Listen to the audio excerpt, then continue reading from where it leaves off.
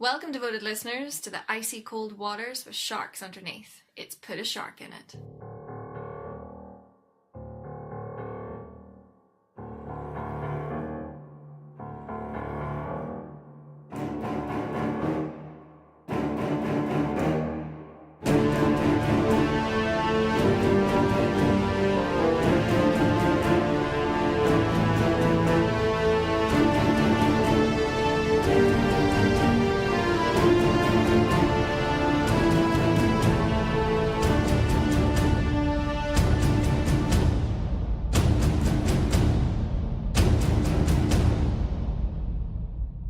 Hello everyone.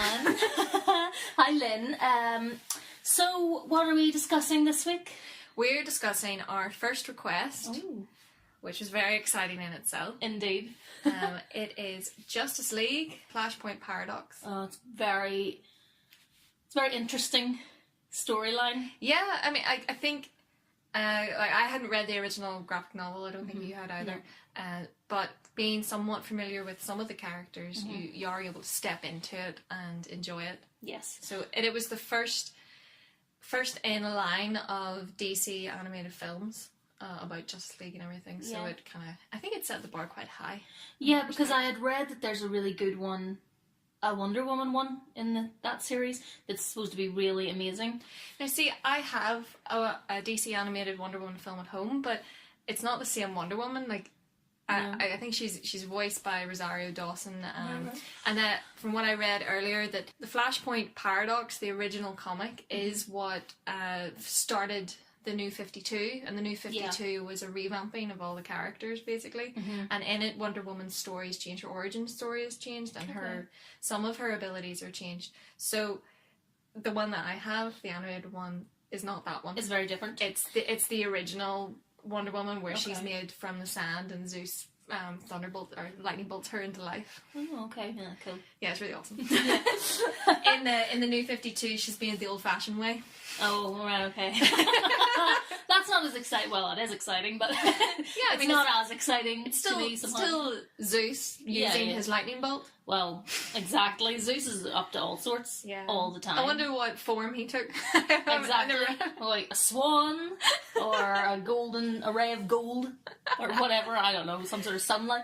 So, do you want to tell us what the plot is? Whoa, hey, now this is some complicated stuff. I have a condensed one, if that's easier. Yeah, I think let's do the condensed because there's like time travel and there's so much. There's because so much. It's a time paradox. So, what I got online says Flash finds himself in an alternate timeline in the middle of a war. So that's kind of a brief one. Yeah. So Flash, his alternate timeline is fueled by the fact that when he was a child, his mother was murdered, and he always thought that if he could get there quick enough, he would have been able to save her. Yeah. In this alternate timeline, he was actually able to save her, and the ramifications of that have affected the entire Justice League, because Flash is one of the founding members of Justice League. Yes. And that's Barry Allen Flash, because there's more than one. Yeah. Flash, isn't it? But so that's a whole thing about time travel in general that just messes with your mind of like, well, you can't do that, and then if they did that, and then it's just so complicated. But it's that whole thing of, you know, like that amazing film, The Butterfly Effect. Of course, you change one thing, you don't know what it's going to do. Yeah. Which is why Doctor Who, well, the Doctor always says, you don't see him killing Hitler, do you? Because you can't just go messing around with points of your, existence. And as well in Star Trek in the Prime Directive, which of course they break all the time.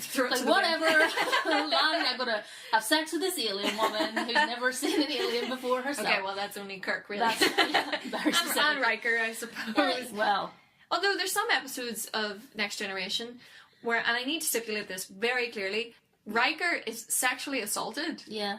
And it's this whole big, la-di-da. It's like grand. I was so infuriated watching it and thinking... Yeah, but yet you still love everything about it. No. No, but the series.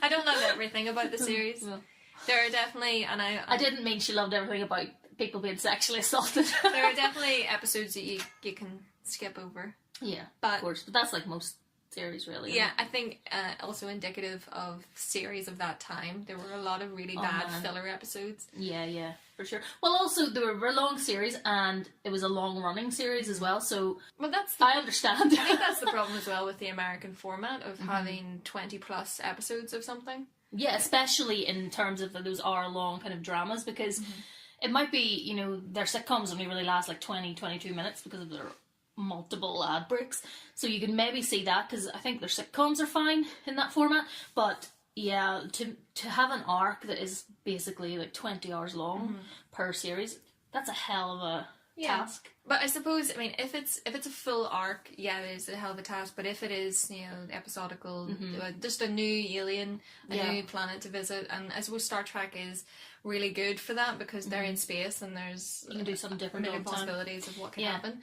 But then again, it's just like the X-Files or anything, there's always some that you just prefer more than others. But the X-Files, you don't like the main you thrust don't like of the story. The actual arc. You don't like the aliens. I don't like that at all. all. You prefer the other episodes. I like their creature features kind of thing, and find them.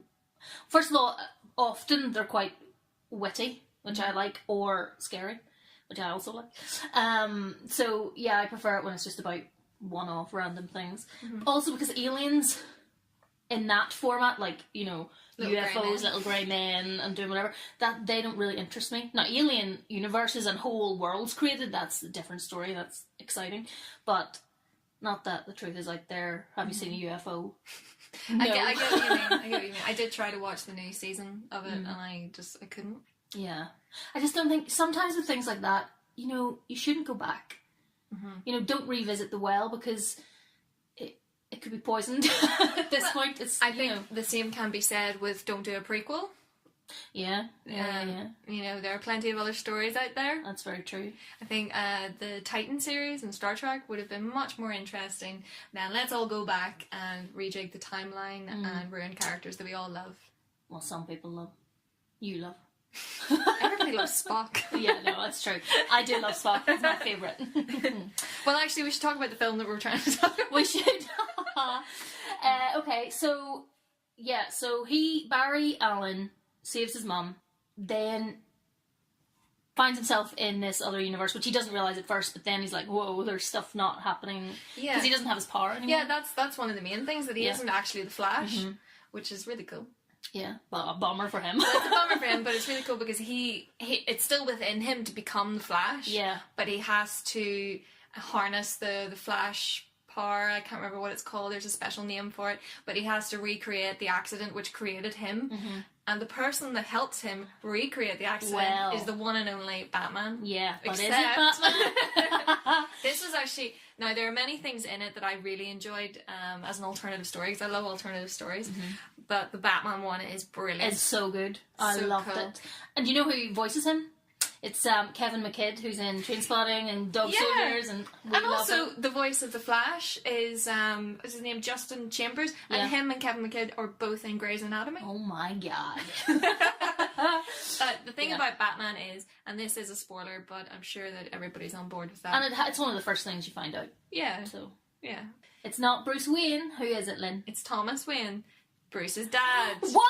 Yeah. Where's Bruce? So Bruce died when they were robbed, and his dad became Batman. So his dad's like really old, and then in the beginning, Flash is like, you're really old. Why are you so haggard? But it's because he's he is really old. Yeah, His dad. It's amazing. But then I was like, I wonder why he chose a bat. Because you know why Bruce Wayne chose the bat with the fallen and the... Maybe it was... But what happened? So maybe as a homage to as like Bruce. A lovely tribute. But why would you become the thing that Bruce was so terrified of? Yeah, because you'd want to become the thing that... Well, I guess he thinks other people are terrified of them. My mum's terrified of bats, so... Really? Yeah. It's like, she doesn't really like lots of things. But so Thomas Wayne is a really gruff, hard Batman and violent, really violent, and he comes into contact with an alternative Harley Quinn who's called Yo-Yo in this world, which was pretty awesome. Yeah, she was pretty cool. I was watching, speaking of DC and everything, I was watching Suicide Squad again the other day. You know what annoys me? Well, there's a few things, but the way Harley Quinn's accent goes in and out. Oh, does it? Of that, I mean, she always does an American accent, but sometimes she does that real, kind of crazy one? That kind of crazy, like, New York-ish, really over the top one, and then sometimes she's just kind of doing a slightly, I don't know, I don't know if that's inconsistency or is she meant to be like that? Who knows? I don't know. It annoyed me anyway, so there you go. The Harley Quinn that I have always seen in the animations has always been that constant kind of annoying squeak of exactly that. Of an American accent. Which is what I think of her as being. And so when it's kind of sometimes there and sometimes not, it's like, oh, I'm not sure what. I can see why you wouldn't want to maybe do it all the time, but then don't do it at all. Just make her kind of New York. You know what I mean? Yeah, but that's just... It's like using capital letters on a list. Either do it all the time or don't do it at all. Exactly. Or switching between numbers and letters. Yeah. Point 1 and B. So who else is in it that we get to see? We get to see Aquaman. Yeah, Arthur. What a great name. We get to see Cyborg, who unfortunately I don't really know much about. I've never really known much about, but my friend, whose nickname is Comic Book Paul, who I think is a very reliable source, says that don't even bother learning about him because he's not very good. Oh, okay. So, sorry Cyborg, and sorry to any fans out there. Yeah, I know, because he is in the Justice League film. Yeah. But I agree. There's something about that kind of... That's not as interesting to me for some reason, and I don't know... The robotic thing, I don't know, it's just not as interesting to me. There must be more too, because I mean, there must be, he's stimulated by, I don't know, some sort of I don't want to know. Alien. Okay, so yeah, we got those two. We have Superman, of course, and we have Wonder Woman, of course. Yes, and Green Lantern. Oh yes, Green Lantern is in it and voiced by Nathan Fillion. Who I love. Oh, and you know Aquaman is voiced by Carrie Elwes, you know, who's in Princess Bride. Oh, okay. So, who I love. And Ron Perlman voices Deathstroke, although I can't really remember. I don't know. Right, do you see lots of him in it? I know he's in Paris with he gets killed anyway. Sorry. Yeah, he gets killed. Spoiler. He's with Lex. Yeah, he's with Lex. That's right. He looks very much like Deadpool. He looks very much like Deadpool. Right. Yes. That guy. Yes. Okay. Yeah. They're. I can't remember which one's meant to be a rip-off or which one people say is a rip-off. But I'm sure Deadpool's a later character, isn't he? Than Deathstroke. Oh, maybe he's not. I always assume sort of DC did things first. I think it might be the DC one that's the rip-off. I'd have to look it up. It goes both ways with those crazy kids. Some of them are so similar. I mean, yeah. But the really cool thing about it is, so Flash is in a world that there's a world war. The Third World War is about to happen. Yeah. So the Amazons have invaded the UK and have claimed it as their own, as their new island. And Aquaman is on the other side of this, and he is amassing a force, he's amassing an army, and he's trying to take out the Amazons. So basically they're fighting and everybody else is getting caught as collateral damage. But that all stems back to them two having an affair. Yes. And Aquaman going to visit Wonder Woman with his entourage and his queen, Mera, and the queen finding out about the affair and Mera going to kill Wonder Woman. And one of the best images of Wonder Woman ever, when Mera walks in, full on. Yeah, Wonder Woman's just sharpening her sword and she looks up, Mera's about to, go to town as a fight, and she just stands up and she looks amazing. She looks so cool. She looks like she's going to own her, and she did. She cut her head off. Yeah, but she is the bad. Yeah, she is bad in this, because Wonder Woman in this, reality is a terrible person. Yeah, I know, but she's still awesome. All of the Amazons look awesome though. So when Steve Trevor goes to the UK to try and find Lois Lane, who is undercover, and while there the Amazons get him first. That's right. Then they put Wonder Woman puts her lasso of truth around him and kind of gets all the information that she needs. The Amazons, her soldiers, say, "Do you want us to kill him?" She says, "No, I don't mind getting my hands dirty," and she flies up and just slowly hangs him.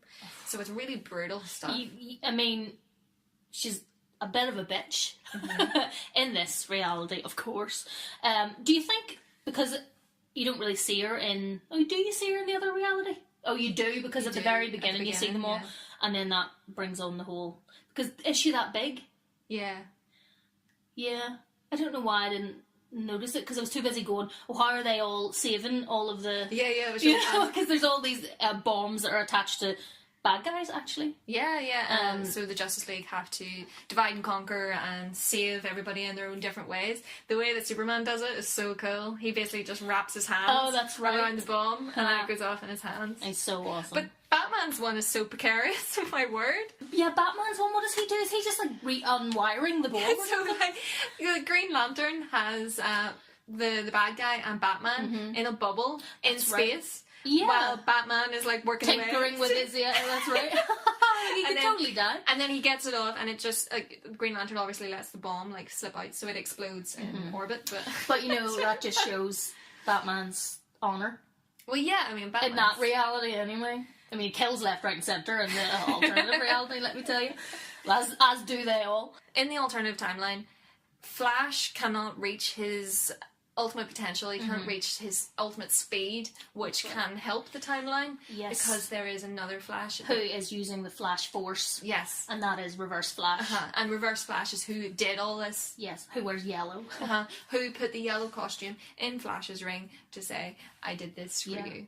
But don't worry, because Flash fixes that. Yeah, he makes it red. He's like, no, my colour's red, dude. Yeah, exactly. Not yellow and red. Red and yellow. There's a difference. It's there's a lot of stuff to try and keep track of. Yeah. You know, with things, anything where there's time travel involved, I think anyway, generally you have to be like, okay, now you have to remember what's happened or what's meant to happen. But there was a thing, so Lex Luthor and Deathstroke? Yeah, Lex Luthor and Deathstroke are in Paris in Europe, and Aquaman sets off this huge... It's a bomb, essentially, and it wipes out basically the western seaboard of Europe. Yeah. But it's like, hello, do you know how close France and England are? Because England is where, of course, Wonder Woman and all that I don't think they do know. No, I don't think they do know. I mean, you can swim. You know what I mean? If David Walliams can swim between Britain and France, then it would have destroyed. Part of me doesn't... Which Aquaman would have been pleased about, obviously. Yeah. He hates them. Part of me doesn't really... I mean, obviously Aquaman is seeking revenge for his wife. But I never really understand what his... Yeah, it's pretty intense, his feelings when... I mean, of course, it's terrible what happened to his wife, it really is, but he kind of brought it on himself. Well, he didn't, I mean, there's no excuse for killing someone, but, you know, he was kind of the cause of all of this. Yeah, I wonder, because Wonder Woman... Maybe she forced him into it. Maybe because she's so domineering and big. She's like, you know, rubbing his leg, not letting him leave after Justice League meetings. And, there is no Justice League, but still, I don't know. I kind of not letting him leave after Justice League meetings. I could see what kind of workplace you'd be running, Lynn. If it was Jason Momoa, well, I think we know which one we're doing that. I understand. But the thing about it is that really pissed me off. Or there is something that really pissed me off. There is a big final battle, and in the final battle, Wonder Woman and Aquaman face off, and they're not evenly matched. In actuality, Wonder Woman would make short work of Aquaman. For goodness' sake, she'd make short work of most. Yeah, okay. The only person that can rival Wonder Woman in the Justice League or in that universe is Superman. Absolutely, because Wonder Woman is trained in every martial art that you can think of. She's not been a warrior to mention from birth. She has supernatural. She is super better word. Yeah, super strength. She can fly. Yeah. She has her indestructible gauntlets, or they're called bracelets sometimes, and you know she's just a frigging formidable force. But don't you find sometimes whenever anyone's that powerful in any kind of storyline, I mean, at least there's Superman who could balance her out, but don't you find it can be a wee bit self-defeating to create a character that really nobody can ever beat? You know what I mean? Isn't that what some people had the problem with like Apocalypse and stuff? Like, you can't actually really beat them, but of course people always do, otherwise they'd be terrible stories. Well, I mean, the thing about that is teamwork. Teamwork always prevails over a big enemy. Of course. That's the story of X-Men. Well, that's actually, funnily enough, something that happens. Did you watch after the credits? No. There's a wee post-credit scene where a sort of time portal thing, I think it's called, I wrote down it's called something, they call it something. I don't call it this because it sounds ridiculous. Sorry. It's called a boom tube. It's an extra dimensional portal, essentially. Anyway, it opens in space above Earth, and a whole horde of parademons fly out of it. Oh, cool. Yeah, which are like Apocalypse's. But that ties in with... as in Apocalypse DC, Apocalypse, not Apocalypse X-Men. That ties in with Batman vs Superman and Flash using the Flash Force and the premonition. Exactly, and and then because I wonder, obviously, I don't really know where they're wanting to go with the Justice League, because I don't really know what the story is that we're about to see. You know, because obviously, timely enough, there is going to be a Justice League film coming out, which I've watched the trailer for many times for my own personal edification. But yes, because I don't really know what they obviously have more than one film planned out, so it would be interesting to know if they're going to do anything like that. I dare say they will. They certainly want to tear them asunder. Yeah, because that's more interesting often when teams fall apart. Well, a lot of it for me is speculation, of course, but I just know I can't wait because I love the characters. I think if I just get to see Wonder Woman being awesome, I'm going to be happy. I think you'll see plenty of that. When does the Wonder Woman film come out? The Wonder Woman film is out on the 2nd of June 2017. Oh.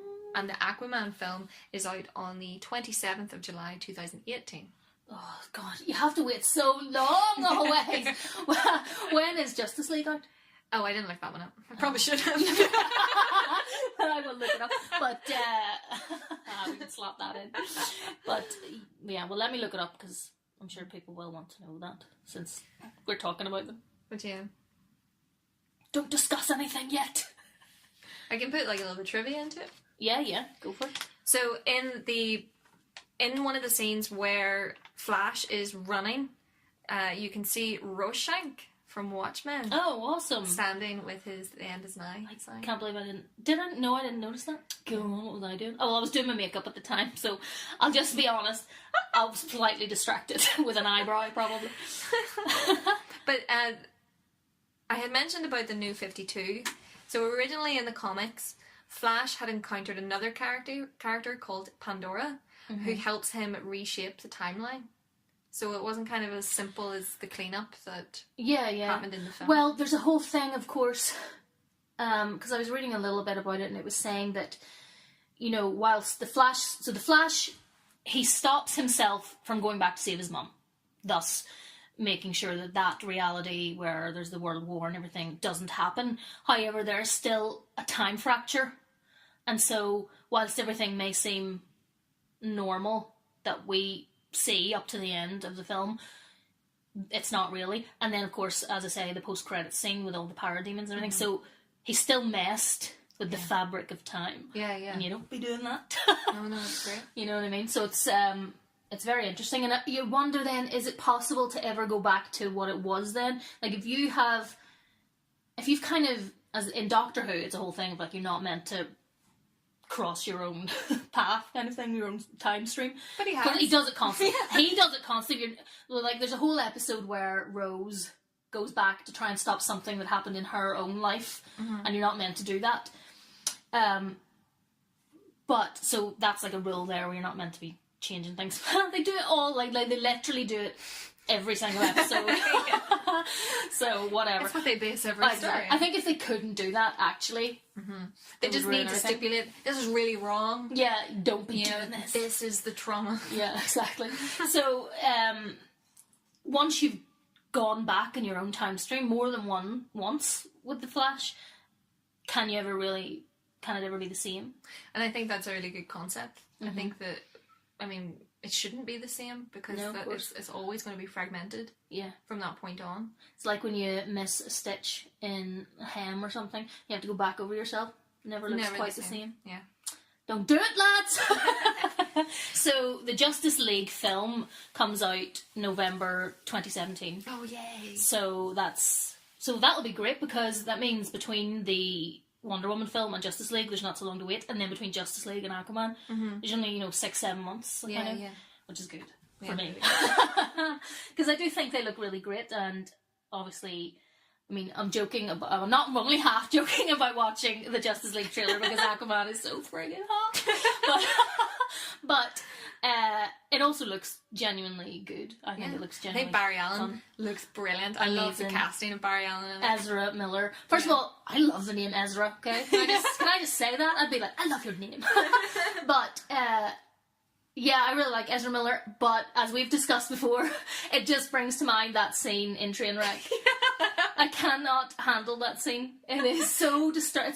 It's It's almost more disturbing than some horror films I've seen. You know, it's really horrific. It's really awful, and he does it so well. He's amazing. Which is terrifying in itself. Oh, I wish I could have seen them film that, because how would you get through that? It's insanity. So good. Yeah, she plays it so straight. Yeah, completely. You should I think it's a good film anyway. It's funny, and just for that scene, man, you should just totally check it out. Get that in your mind before you see him as Flash. Yeah, yeah. Keep that in your mind. It won't ruin it for you at all. But no, and he's cute. He's a cute boy. He is. He's lovely. Yeah. One thing though, I think we haven't mentioned yet, which is really good, is Superman. It's so clever. So brilliant. So in it, Superman, when he arrived on Earth, was not raised by the Kents. Mm-hmm. He was taken by the government and put in a secret lab where they did experiments on him. They shot him away, and they tried to clone him. Yeah. And when they come across Superman, because Flash knows of Superman and knows that he's the only thing that can help. And importantly, they've really kept him away from the light of our yellow sun. Yeah, so he's like down, like underneath all this stuff, behind like what I can only imagine is this very thick steel door, and he's just anorexic and just worn, and he's like, and he doesn't know how to really communicate with people because he's never been shown. That's the thing, is there's a bit where Cyborg calls him friend, and he's like, friend? Because nobody's ever shown him any kind of human compassion, because he's just a lab rat to them. That gets a bit creepy though, like, the friend thing, because like later on, like Superman says it to him a few times, it's like, friend? It's always so big of the in-betweeners. But it is good, and you feel so bad for him. It's so awful, and you know that's what would happen. You would never see him; he would just be hidden away and used. So when they take him outside, because Flash knows he needs the sun, so they take him outside, but there are loads of army people out there, and they're trying to stop them and say they've got government property and they need to put it back. Cyborg, who works for the government, tries to calm everything, go, look, we need this person, but all hell breaks loose, and Superman ends up killing lots of people with his heat vision. Yeah, which is so not. I think it's so anti anything Superman, because he gets angry. Yeah, of course, because he's not. He hasn't been raised by the Kents. Yeah, he doesn't know to control him. So Flash has to shout, "Close your eyes!" Yeah. So that's the peril of what Superman would have become. There's also another alternative comic which is called Red Sun, and it's if Superman actually landed in Russia instead of America. Oh my god! Yeah. Just like Rocky 3. Yeah. Very similar, I would say. Which I think is one of the best Rockies. Yeah. I love it. I mean, I love the first one, really, obviously. Come on. But, and Dolph Lundgren. I used to have a bit of a crush on Dolph Lundgren, unsurprisingly. Completely off topic there, sorry. No, but watch Rocky, they're good. Yeah, I watched all the Rockies fairly recently. I spent a whole weekend just watching all of the Rockies because I wanted to watch Creed. And I was like, oh well. And I have to say, Creed is not as good. No. It's good, but it's not as But good. everyone was like, loved it. Yeah. I mean, I'm sure it is good. I haven't seen it yet. But I still like the original Rocky when I saw that when I was a wee kid. And I mean, you would think, really, knowing me as a wee kid, that would not be a film I was really into. But it's so inspirational. It really is. It really is. I love Rocky's speeches. The speech that he gives to his son, whose name is Milo, who I will reference in a minute. The speech that he gives to him, about no one's going to hit you as hard as life, but it's not how hard you can hit, it's how hard you can get hit. And I love that so much. My brother and I would, say that to each other sometimes. And you know what? It's true, kids. It is true. It is true. And Sylvester Stallone is great in those films. Yeah, definitely. But I was going to say, Milo, who plays his son in Rocky Balboa, is also in Gilmore Girls. Gilmore Girls, the new season is starting this week, Friday on Netflix, which I'm pretty excited about. But he's a character in that.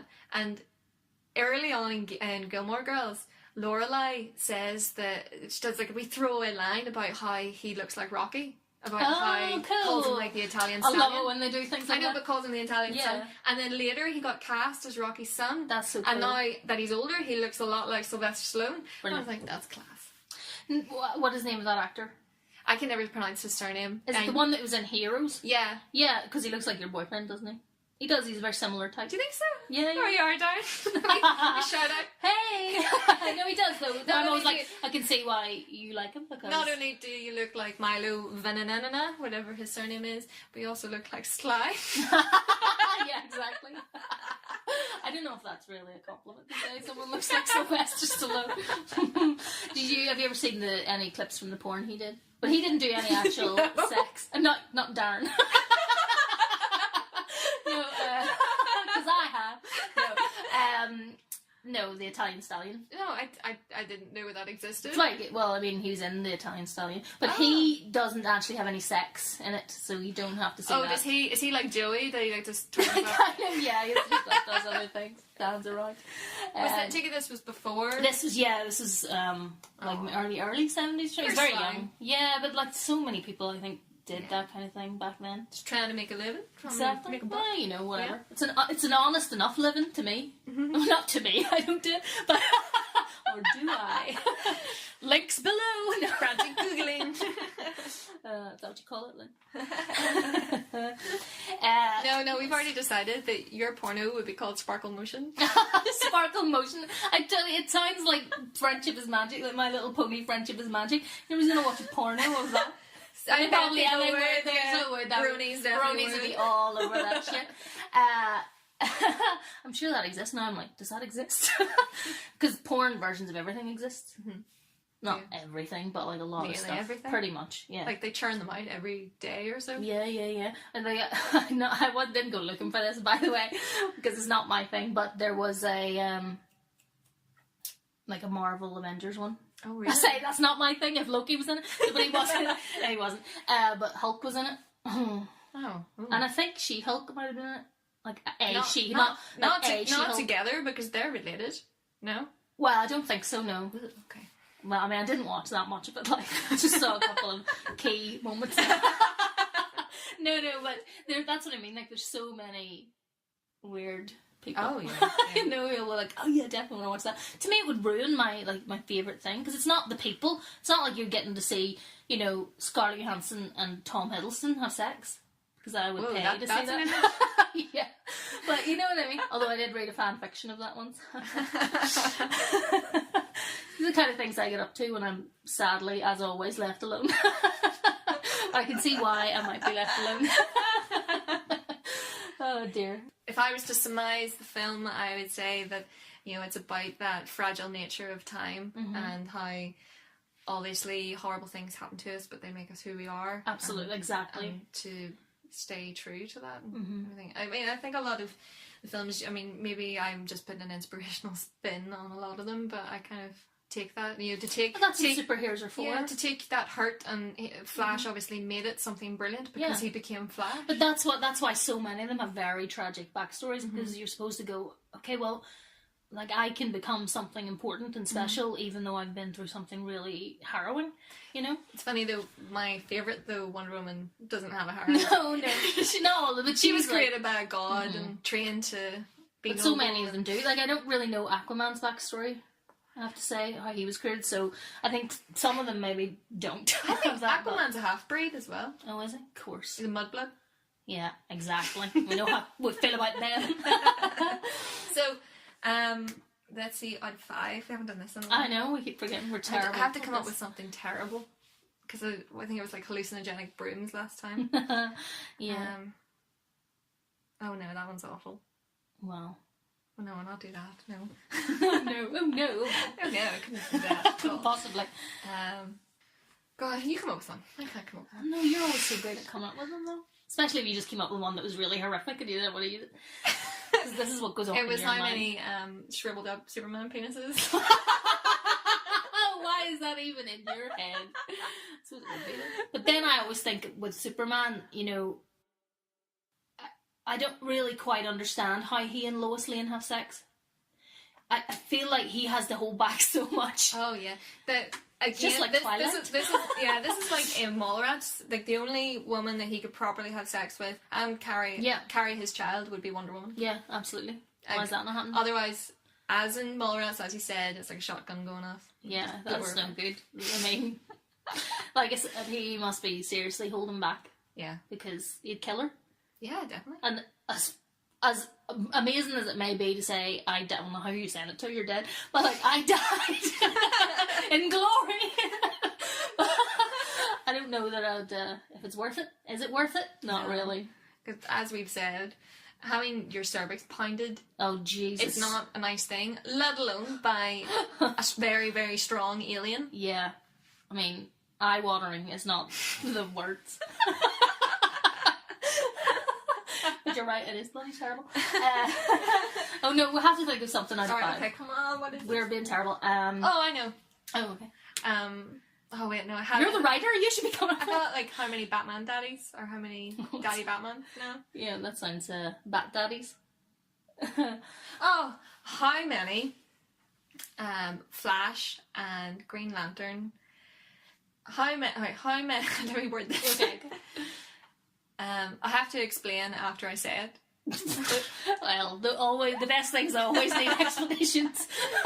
Okay, well, throughout the film, anytime that Flash and Green Lantern were anywhere near, they were really gay. They were really, really gay. So, how many heartfelt, full-on, romantic kisses in front of a sunset shared between Flash and Green Lantern? Out of 5, would you give it? I would give it 4. 4? Yeah, because I think, I mean, I might even give it higher. I honestly think, for what it is, isn't something that I would ever really go to myself. I don't watch these kinds of nerdy things. No. No, I do. But no, you just watch the X-rated ones. Exactly. Come on, guys. More sex, less violence. I'm a lover, not a fighter, yeah. Lynn. But no, I'll give it definitely a solid 4 because I really enjoyed it. Kept my attention, which even when you were doing your makeup? Even when I was doing my makeup, rushing, going, I have to watch this film. No, but it was really good. It's a great story. Yeah. I would give it a 4.5. Yeah. Yeah. Very intense, heartfelt, romantic, embracing kisses between Flash and Green Lantern. Yeah, and also that I would just quite like to see that anyway. Yeah, me too, because they're both pretty attractive. Yeah. Although Flash is blonde in the cartoon. I mean, I know Barry Allen isn't he blonde anyway? Yeah. You know, I don't know that in the series and the film he's not, but not that it matters. Who cares what his hair color is really? Well, I mean, you just keep that Flash helmet, cloth helmet thing. I like his outfit. His wee outfit. Yeah, I do. And actually, in our other question that we ask every week, who would they do for you? Exactly. I would do Hal Jordan. Of course you would. I really would. I like him. He's a cheeky chap. But he's funny, and it's Nathan Fillion's voice, and I love Nathan Fillion. Mm-hmm. I mean, in life, I don't find him that attractive always, although do you remember that he played the evil priest in Buffy? That was sexy. Yeah. No, it wasn't. Oh, I know he was evil and all, but he... After what he did to Xander, you No, still I know. would. I never said that. Xander, I'm sorry. No, but I'm going to admit something here. That I have a wee bit of a thing. Let's pretend no priests have ever been pedophiles, right? Because it really kind of damages my entire... But I do have a wee bit of a thing for that outfit. Is it because you want to corrupt them? I think you want to set them free? Being an atheist and knowing they're not allowed to have sex and it would be against all of their... vows. And probably let's face it, hello, priest. And it would probably be awful as well. Yeah, well, it depends, because it depends what they'd got up to before they entered the seminary. But what if they never? It would be like, that thing from Sex and the City. We had sex like we were teenagers again. He didn't know didn't know what he was doing, and I didn't say anything. Yeah, it probably would. But, it's still a sort of... I mean, it's a bit Thornbirds, it's a bit Quills. Have you ever seen Quills? Mm-mm. Well, it's about the Marquis de Sade, and Joaquin Phoenix plays a priest, and he's very, very sexy in it. Because he's all like, oh no, the sexual desire, and he can't. Obviously he can't, because he's a priest, and he's a good man, and that's what's important. So maybe it's just the ensemble. They're all in black. Yeah, I mean, you're a sucker for Black and white. Black with a little bit of white. Exactly. So you need to be careful what I wear now. What? You'll be in all black with just a white tie on tomorrow? Yeah. So anyway, Hal Jordan. What about you, Lynn? Usually my go-to would be Superman. Mm-hmm. But no, not so much. not so much in this one. But I think Wonder Woman. I think she's class. Yeah, she looks amazing. I'd hit that. Well, she'd punch you back. It would I get you. And I would lose. Yeah. Well, you'd want to. That's the thing. Yeah. It's the thing. You big perv. I think everyone would win generally. Well, exactly. It's good stuff. So, have you been watching anything interesting this week, Lynn? Yes, I watched 2 things. On Friday night, I watched Independence Day: Resurgence. Oh yeah, I watched that recently. Which was terrible. Which was laughable. It was so bad. But the thing is, I didn't go into it expecting anything above that. Neither did I. And I thought it was just going to be a popcorn movie to enjoy Friday night, and it was exactly that. And I just kind of could bitch about certain things. I think in a way I did enjoy it because it was a laugh and it was a bit stupid and ridiculous. I don't know. I didn't even get any enjoyment from it. Not even Jeff. I mean, of course, Jeff. Did I ever tell you my Jeff Goldblum story? I know, sure I told you this. It's so embarrassing. I wish that it was something exciting, like I met him and did something really embarrassing. It's not that. But, okay, so when Jurassic Park came out, which is what, in like 94 or so? Mm-hmm. Yeah. So I was 14 and fell in love with Jeff Goldblum. In that film. Who could not? I think everyone did. Ian Malcolm, amazing. So... I just wanted to everything about him. I was like, I'll watch anything with him in, I'll read anything with him in, I'll buy any magazine with him in. Which is a huge mistake because me and my mum and my sister were going on a sort of bus trip to somewhere. It was during the summer. And I was like, oh Mum, can I have money for this magazine? Of course you can. It was, I don't know if it was called For Her magazine or For Women, whatever, it was something like that. It was just naked men all through the magazine. Penises left, right and centre. But I didn't know. I was like, get on the bus with my wee magazine. And like sitting beside my sister. I was like, well, I'm going to read this interview with Jeff Goldblum now. He was not naked in it. Sad to say. Oh. He might have been topless, possibly. But, yeah, opened it up. I mean, it was an eyeful. Because it's rare that you, other than in porn, it's rare that you would see an erect penis. Were the penises No, erect? Of course they weren't erect. Oh. I mean, I don't know if that's better or worse. I was only 14. Okay. You know? Probably better. Yeah, not to be completely terrifying. Yeah. Imagine it was a pop-up. Exactly. Have your eye out. But, yeah, so... But I kept the interview. But do you still have it? No. It's all dog-eared. God. No, but I threw the rest of the magazine out, I'm pretty sure. Did your mum ever see it? No, I don't think so. Takira did, my sister. She just was like, oh my God. It was pretty scary. When you'd never really seen that kind of thing before. Eye-opening. Indeed it was. Yeah. So, yes, I enjoyed Jeff Goldblum. I enjoyed Jeff Goldblum and everything. I love him. But I don't know. I just didn't.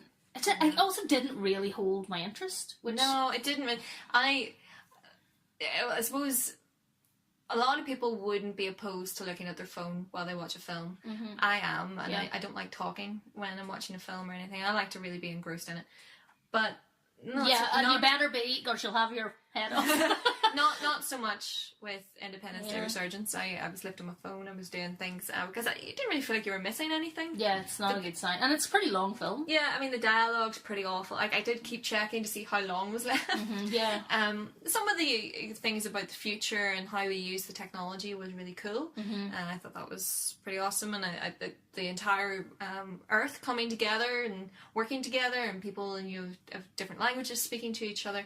But still all this, America, fuck yeah, that kind of bollocks. Yeah. And then, of course, at the end, this is a spoiler for anyone, there's a queen alien, and the queen is chasing the school bus that Jeff Goldblum is in. Just, there's a whole thing about kids ending up there. But obviously a complete rip-off of Aliens, one of the most classic and brilliant sci-fi action films ever. Also a rip-off of Jurassic Park. Now, I think that they might have been wanting to be homages to those things, but perhaps. It was just blatant. It was just, they were banking in. Yeah. And if you do just want a popcorn movie and just have a bit of a laugh, I definitely recommend it. But if you do just want a popcorn movie and have a bit of a laugh, watch the first one. Yeah, the first one is good. Like, it's a good film. Yeah. Although still quite long. Yeah. But it's good. I was actually watching Mars Attacks the other night. Hadn't seen that in a long time. Oh, cool. Speaking of alien invasion. Yeah, it's good. I remember I used to walk around doing the noises they made. And it's quite an unusual Tim Burton film. Yeah, no, it's very good. And Sarah Jessica Parker's in it too. That's right, yeah. Yeah, I was loving she became like wee dog. The wee dog, yeah, exactly. I've also been watching The Crown. Oh yeah, is it good? It is good. Mm-hmm. It's particularly good in the sense that, for me personally, because for some reason I don't know anything about the royal family. It's completely a wash over me. I really don't know the details. Like, I was talking to my boyfriend about it. Our royal family, Lynn. I was talking to my boyfriend about it, and he was like, "How do you not know this? Like, how does it not seeped into your consciousness?" Because I was talking to the Duke of Edinburgh. I was like, "Oh, he's such a dickhead. I can't stand him." When he was talking to the African king, and he says, "Oh, nice hat," and I was like, "What a bastard!" And Dan was like, "Yeah, but he's known for always saying the wrong thing." Yeah. And I was like, "What? All right." And I the only reason I know, I thought Princess Anne was Queen Elizabeth's sister, but she's actually her daughter. And now I know that Princess Margaret was the Queen's sister, but she has died now. But the only reason I will always remember her name is because the actress who plays her is really, really beautiful. Yes, because Margaret was renowned for A, being really beautiful, and B, being quite the wild one, yeah. Quite wouldn't have the social life. I haven't watched it. Period dramas aren't really my thing, but I mean, there's some I enjoy, but Matt Smith is in it, and I do enjoy Matt Smith. I love him. He does a phenomenal job of being a fucking asshole. Yeah, well. I always think of, that, I think it's Eddie Izzard stand-up where he's talking about, the Queen in the 50s, the Queen being all sexy and like, well, maybe not all sexy, but being like quite attractive and everything back then. Mm-hmm. She's fine. I mean, she's looking alright for an older woman. She definitely is. I don't want to pay for your fucking house to get. No, I don't. Redid. Freak's sake. You know what I mean? But that's insanity. I know. The waiting lists in the NHS are insane because the NHS can't afford anything, and let's just do it. Fucking. Yeah, I mean, I ideally would just abolish the monarchy. I have no interest in paying for them. Because I've no interest, you just don't care either way. I kind of nothing it, but I do kind of appreciate the tourism value of them. Yeah, but in any other country that's had monarchy and then they no longer have monarchy, it doesn't affect there's no evidence to suggest that tourism would be unaffected or would be affected by it, sorry. Yeah, because the castles aren't going anywhere. Yeah. What people enjoy is the dark, horrible history of our monarchy. Exactly.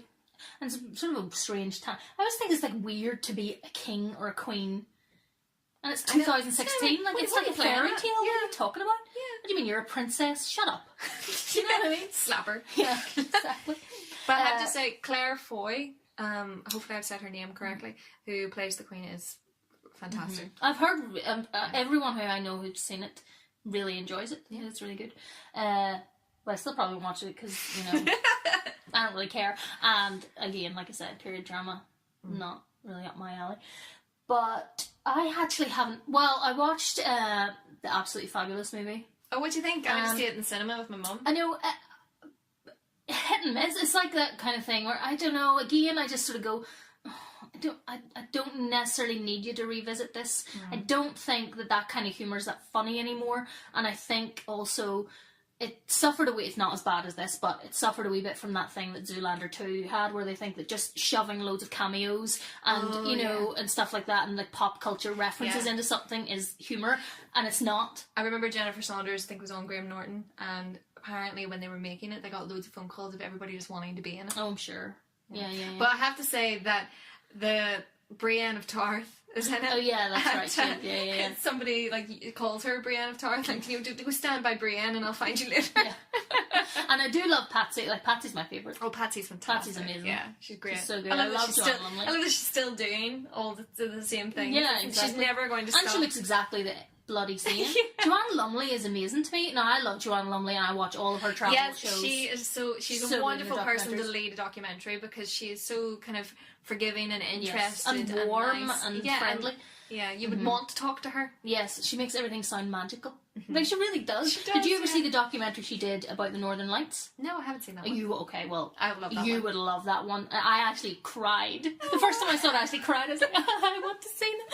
But, it's just, like, she really, I think because she does find it magical herself, and it's all snowy, and, it's just amazing looking. It's so good. I definitely download it. I listened to, I watched one of her documentaries about cats. Oh, yes. So she went all around the world, just the history of cats and how people treat cats now. And she was in Japan, where they were dressing up the cats in all these funny outfits.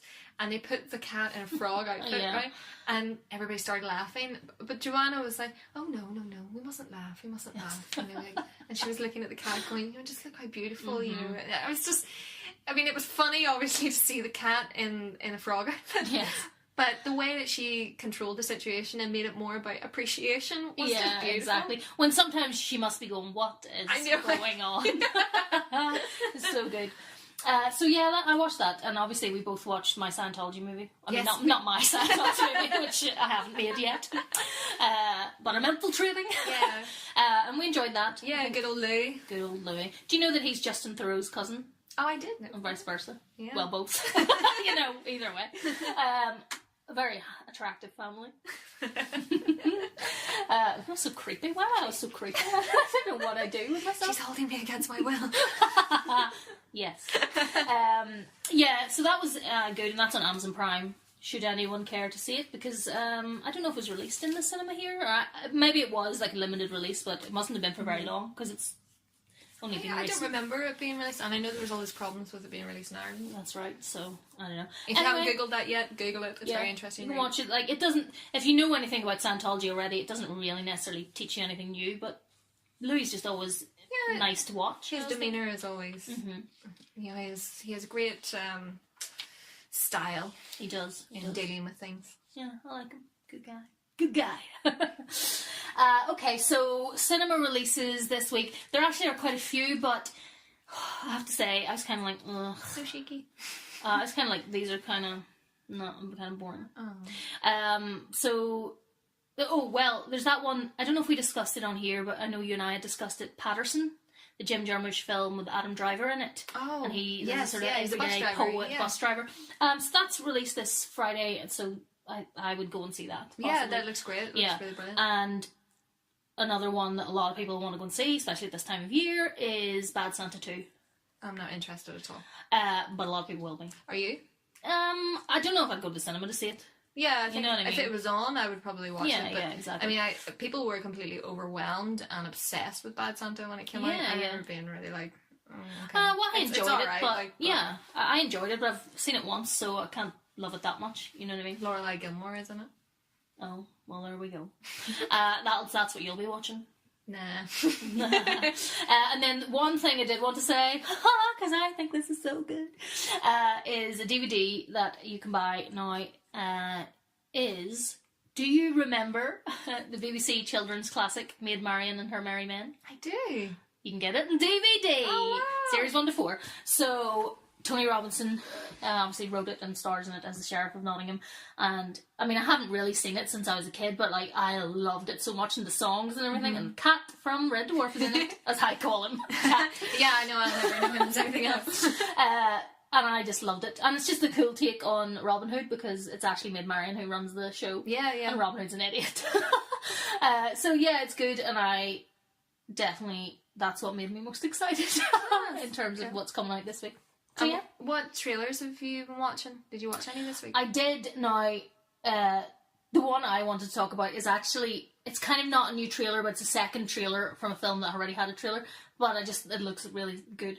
And that is Kong, Skull Island. Oh, yeah. So the second trailer of that, it's just like so much happening, and it just looks like an epic film. It looks so good, and the cast is amazing, and John C. Reilly's in it, who I love. Yeah, he looks like someone that was stranded on the island. Yes, exactly.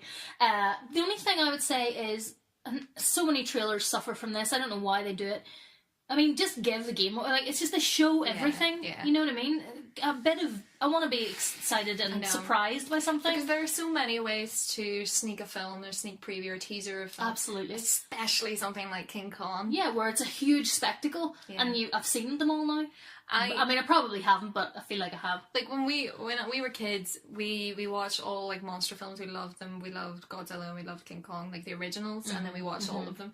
And I really love King Kong, and my brother was definitely listening to this. He loves King Kong. Like, he has a real affection for big animals. He feels like he's hunting. Well. But, and I'm slightly worried. I always get my hopes up with these things. I thought Godzilla was going to be great, but I hated Godzilla. I think there was only 14 minutes of Godzilla in it. Yeah. But I'm a little bit worried about it. Yeah. It looks like an interesting sort of story from what I can tell of the trailer that he... Because I was halfway through the trailer and I was going, God, why is he so angry? Like, I was like, what's his problem here? But I realised that then there's those creatures that live under the ground that he's kind of protecting the people who already live there. Anyway, it does look very interesting. And yes, when I was a kid and we saw the original King Kong, I mean, you couldn't console me for, like, days. It's the saddest, saddest story. My brother cannot watch, like, you know, the most recent King Kong? He can't watch it. He used to turn it off after King Kong battled and won against the dinosaurs. And then he was able to reach a point where we could watch it up until they were, like, on the ice and they were really happy. And that was the point that it had the end. You can't, it's too it's too heartbreaking. It's all those kind of films. Well, obviously, I liked the latest King Kong because Adrian Brody's in it. But although it was so funny because the last couple of things I've seen where it's been on TV and they list who's in it, he never gets listed. It's just like Jack Black and Naomi Watts. I'm like, and Adrian Oscar winner Brody. Hello. But anyway, Andy Serkis as well. And Andy Serkis, no, he wasn't listed either. And like Naomi Watts, I mean, she's all right, but she's not like a big draw, is she? Not really. Sorry, Naomi Watts. Did Andy do Kong? Well, he should get, like, top billing. Yeah, because he is him. Yeah. But it's there's a lot of films where they're great films, but they're just so devastating. Like The Elephant Man, I can't, like, it's so sad, and then obviously it's true, but sadder because it's true. It's tragic. Boys Don't Cry. Things that you just cannot watch again. Yeah, Precious is another one I'll never watch again. It's too sad, too horrific, and also a true story. Yeah, not like Carl Pilkington, who'll watch The Elephant Man. That's like his favourite film. Although when I was younger, because it's a great, great film, and anyone who hasn't seen it definitely should watch it.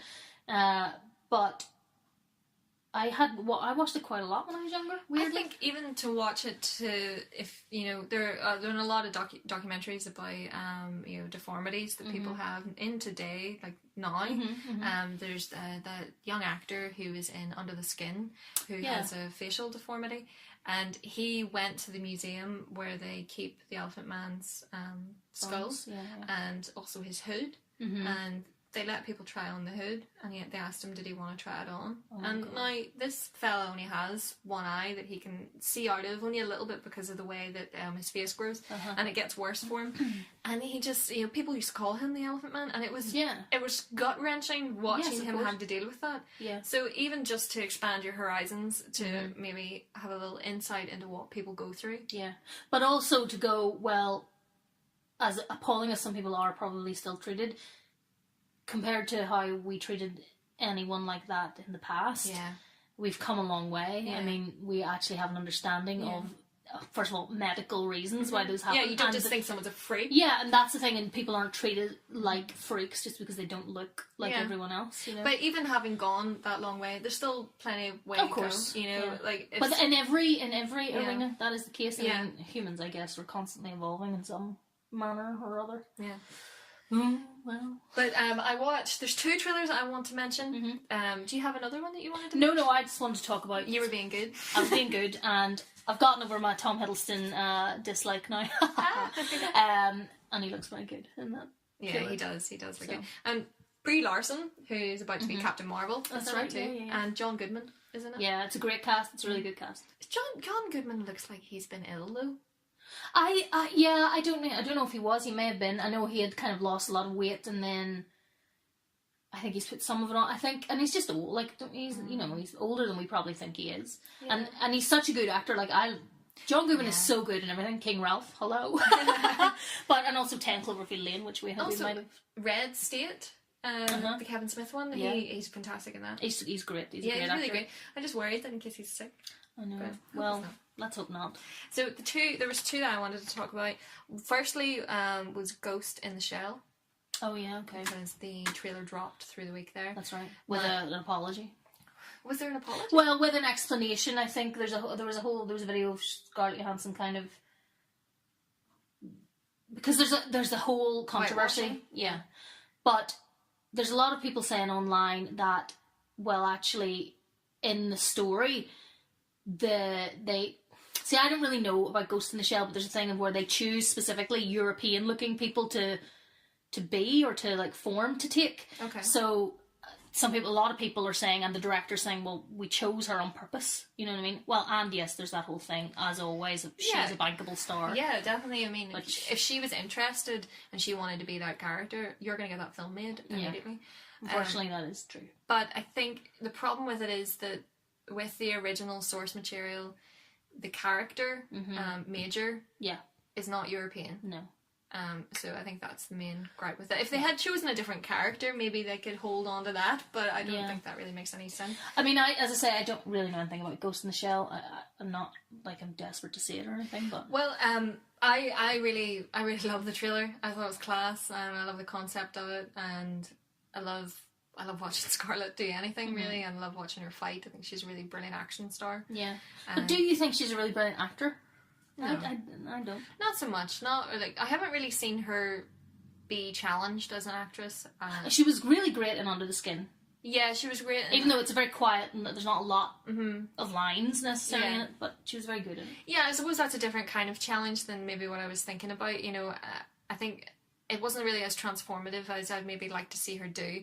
I think that she has been able to play it very safe with her career, but she does seem to be carving out kind of an action role or action trench. She's the highest paid female star. Yeah, I think she's really cool. But I mean, it seems interesting to me, and I'm I'm down for sci-fi action. Yeah, me too. I haven't watched the trailer yet, so like I said, I probably will. Because I don't like anime, and I don't like those kind of things normally. So when they make live action versions of them, I'm probably more likely to go, oh, maybe I'll watch this. Okay. Which I know a lot of people are disgusted at as I say it, but just the way it is. But the synopsis of it, like this really brief, I actually had condensed it. So it's a cyborg police officer who is working to bring down a hacker. So the hacker obviously is going to compromise the entire system of the city and everything. So she's working it down, but in itself the story reveals more and more about her particularly. So it was pretty cool. Yeah, that sounds interesting. And I like sci-fi a lot. So yeah. Because I think you will enjoy it. Yeah, probably. You'll be blown away. And I do like Scarlett. I know I don't think she's a great actor. I don't, but maybe that's something to do with the tone of her voice. So for me, she has a very weirdly monotone kind of voice, and I don't think that's necessarily anything she can help. It just is what it is. Yeah. But so maybe that puts me off slightly. But I do like watching her and things. Yeah. I do too. I mean, not just because she's good looking, which she very much is. The other one that I want to talk about was Jackie. Did you see the trailer for Jackie?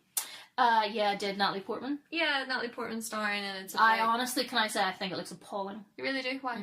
I think she's terribly miscast. First of all, I'm not a fan of Natalie Portman. Okay. Ever. Apart from I liked her in V for Vendetta. It's not like I just find her very bland. I loved her in Black Swan. Yeah, she's good in that. I mean, yeah.